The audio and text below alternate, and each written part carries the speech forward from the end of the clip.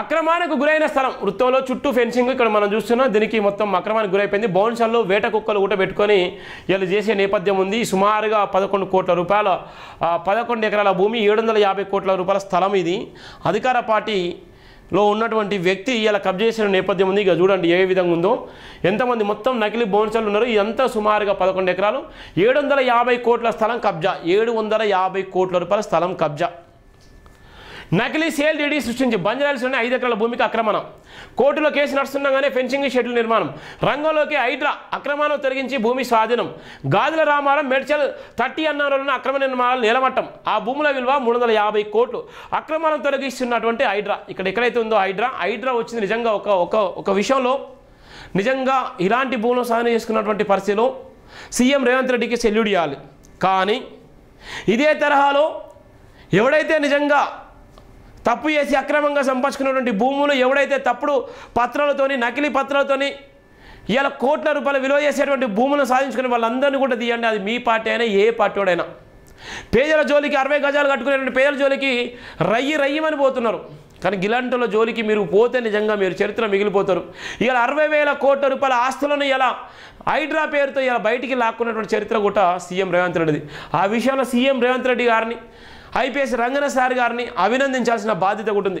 ఇన్ని వందల కోట్ల రూపాయలు 750 కోట్ల రూపాయల స్థలం కబ్జాకు 350 కోట్ల రూపాయల స్థలాలను ఇలా ఉన్నటువంటి కోట్ల రూపాయలు విలువ చేసేటువంటి భూములను అన్యక్రాంతానికి గురైపోయిన సందర్భంలో హైడ్రా అనే పేరు మీద ఇలా ఒక చరిత్రను సృష్టించేటువంటి పరిస్థితి ఉందంటే అది నిజంగా ముఖ్యమంత్రి గారికి అది నిజంగా ఆ క్రెడిబిలిటీ అంతా ముఖ్యమంత్రి గారిదే. అబ్దుల్లాపూర్ మెట్ అక్టోబర్ కబ్జాదారుల చేరు నుంచి 100 కోట్ల రూపాయల విలువైన భూములను హైడ్రా అధికారులు విముక్తి కల్పించారు. ప్రభుత్వ భూములు పార్కులోని అక్రమాలపై కొరడా గుల్పించారు. హైదరాబాద్లోని బంజారాల్స్లోని 750 కోట్ల విలువైన 5 ఎకరాల స్థలాన్ని స్వాధీనం చేసుకున్నారు. అలాగే గాజుల రామారం మేడ్చల్ 30 అన్నారలో మరో రూపాయలు 350 కోట్ల విలువైన స్థలాన్ని అక్రమాల చేరు నుంచి విడిపించారు. మొత్తం రూపాయలు 1100 కోట్ల విలువైన భూములను కాపాడారు. షేక్పేట మండలం బంజారాల్స్ రోడ్ నెంబర్ 10లోని సర్వే నెంబర్ 403లో 5 ఎకరాల ప్రభుత్వ భూమిని పార్సారేజ్ అనే వ్యక్తి కబ్జా చేశాడు. 750 కోట్ల విలువైన ఈ భూమికి 403/52 సర్వే నెంబర్ పేరిట నకిలీ అన్రిజిస్టర్డ్ సేల్ డీడీ సృష్టించాడు. పలుమార్లు రెవెన్యూ అధికారులు ప్రభుత్వ భూమిగా పేర్కొంటూ బోర్డులు పెట్టారు. వాటిని తొలగించి మరీ భూమి చుట్టూ ఫెన్సింగ్ ఏర్పాటు చేయడంతో పాటు బౌన్సర్లు వేట కుక్కలను కాపలాగా ఉంచాడు. దీనికి సంబంధించి బంజారాల్స్ పోలీస్ స్టేషన్లో పార్సారేజ్పై 4 క్రిమినల్ కేసులు నమోదయ్యాయి. కోర్టులో వివాదం ఉండగానే మొత్తం భూమిని ఆదిలో తీసుకొని షెడ్లు నిర్మించాడు. ఆ షెడ్లో బౌన్సర్లు ఇతరుల మద్యం సేవించడంతో పరిసర ప్రాంతాల ప్రజలు భయభ్రాంతులకు గురయ్యారు. రెవెన్యూ అధికారులు హైడ్రాకు ఫిర్యాదు చేశారు. అలాగే జలమండలికి కేటాయించిన 1.20 ఎకరాల భూమిని కూడా వాడుకోకుండా అడ్డుపడుతున్నాడన్న ఫిర్యాదు కూడా హైడ్రాను అందింది. దీంతో రంగంలో దిగిన అధికారులు రికార్డును పరిశీలించి 5 ఎకరాల ప్రభుత్వ భూమిగా నిర్ధారించారు. భారీ బందోబస్తు నడుమ 750 కోట్ల విలువైన భూమిని స్వాధీనం చేసుకున్నారు. కొత్తగా ఫెన్సింగ్ ఏర్పాటు చేసి ప్రభుత్వ భూమిగా గుర్తించిన నేపథ్యం ఉంది. హైడ్రా చేసేది అందుకోసం హైడ్రాను చాలాసార్లు అభినందించడం జరిగింది.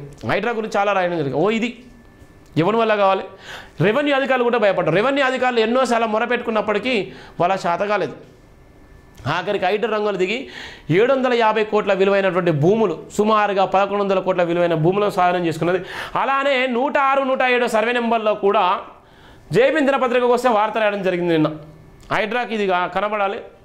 ఇక నాచంలో రీసెంట్గా ఇదే భూమి నాచంలో అక్రమ నిర్మాణం త్వరలో కబ్జాలు కూల్చేస్తాం.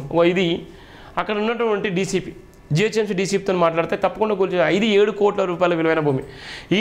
ఇక్కడ ఉన్నటువంటి నాచంలో అన్నపూర్ణ కాలేలో 106, 107 సర్వే నెంబర్కి సంబంధించిన భూమి.